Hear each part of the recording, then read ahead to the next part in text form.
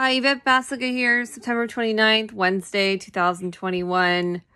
Gang stalking victim. Just gonna share a little bit about my day today. I had to wait for my dad. He plays this game, this drinking game with his friends at the local park, and he won't take me to do errands or to do anything I need for myself 3 to 4 times a week, even though I don't have a car.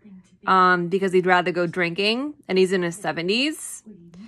Anyway, so he was busy all day, and I had to wait for him, and I did. And he said he had to give my mom some food for dinner, and he was going to put it in the, we have this thing that goes up to, I don't want to say, we have this thing in the garage where he can easily give it to her. Anyway, he was going to go in the garage and put the food in there. And so that would mean that you would have to get out of the car, go in the garage. If I walk down the stairs, there's holes from up the stairs. So if I walk down the stairs while he's in the garage, he could easily, you know, gas bomb me or throw something on me. So I quickly got out of my room and undid my door thing that I put on there to secure myself while I'm in my room. And you know, I go downstairs, and I think my mom was hiding in my dad's bathroom. There's the open window. You have to, I felt like a demonic presence in the bathroom when I walked by, and it was very silent everywhere else in the house. So I thought she was hiding in there. I'm not positive, but it seemed like it could have been. And so anyway, so she probably threw poison on me, and I get out of the door, and I go to my dad car parked in the driveway, and there's balconies. There's about 2 different balconies from the neighbors. We live in a 4-apartment complex, and so they can easily do something to me. So I don't like to go in the driveway anymore.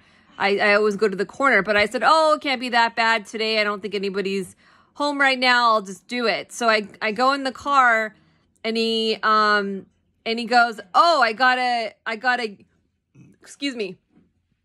That's like, I have poison all over me right now, so that's why I'm burping. He gets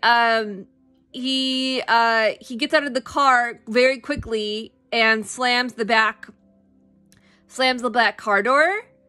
And there was the poison on the back of the car, so it could slam onto me. And then he goes to the back seat where the passenger seat is, and then throws poison on me.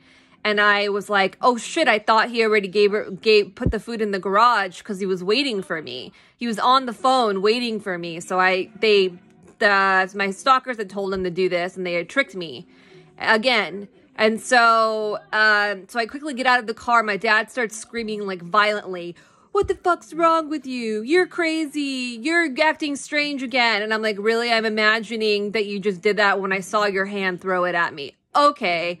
So he threw it at me when I got out of the car, and then I hid in the back street of the back of the car so that I could wait till he gets in the car so he doesn't do anything crazy again to me. And then 2 gang stalkers walk by with their dogs staring at me and just loving life that I'm getting tortured. And they always have dog walkers around my street, right? Only usually when I leave my house. And then I finally get in the car, and I was like really, really fucking pissed at this point, like beyond pissed that I was tricked. So I do my errands. I go to 2 places on Western Avenue. And of course I'm getting, poison thrown on me while I'm there. And I go to the checkout counter at CVS, and I go, oh, can I get 4 extra bags to put my stuff in? And then the lady next to me goes, oh, can I get 4 extra bags to put my stuff in? And I'm like, so they're doing these still minor mind games on me. And then I'm like, whatever, I'm not going to let it bother me. And so then I go to Home Depot, and I do curbside delivery. I ordered these 3 things. One of them was a tarp, and it's in plastic, and I need a bag to hold it so I can carry it up the stairs. So I go, hey, can you put the tarp in a bag for me? And they're like, sure. So there's a guy in the parking lot. There's constant traffic by my car. I'm like waiting for my dad to leave. He said he had to go to Home Depot to exchange something, and I'm like, okay, sure he does, but whatever.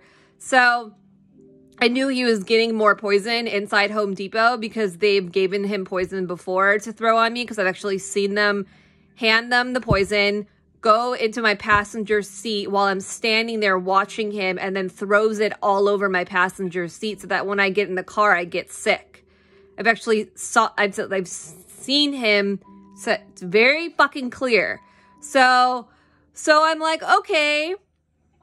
So I'm waiting for the people, and then the guy with the shopping carts comes by, you know, with a lot of shopping carts. They like to do noise violations on me just to startle me.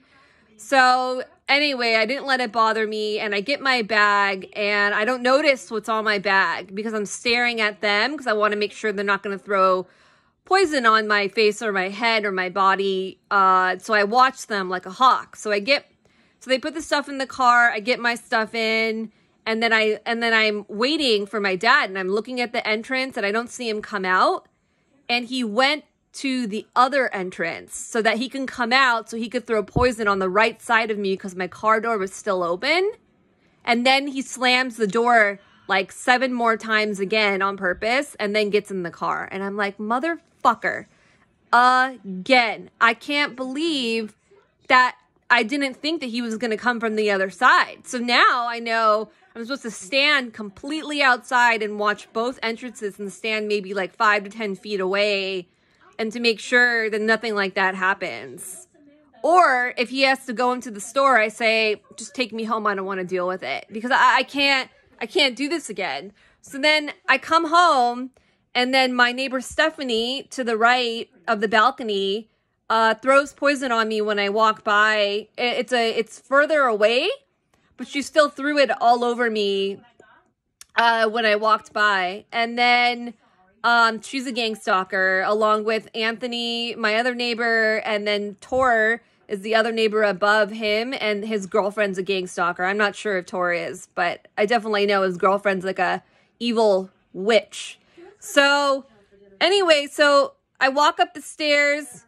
I don't know what my mom's doing. I just, go into the room, and I was about to put my bag of tarp on my bed, and there's 2 poisonous stickers on the outside of my bag. And it's, one of them was halfway off so that the poison, the glue that's poisoned would get on me no matter what, and if I didn't notice it.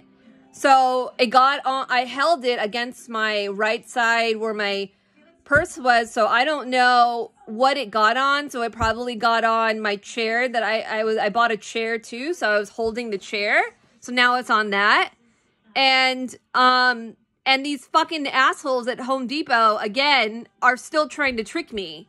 Still.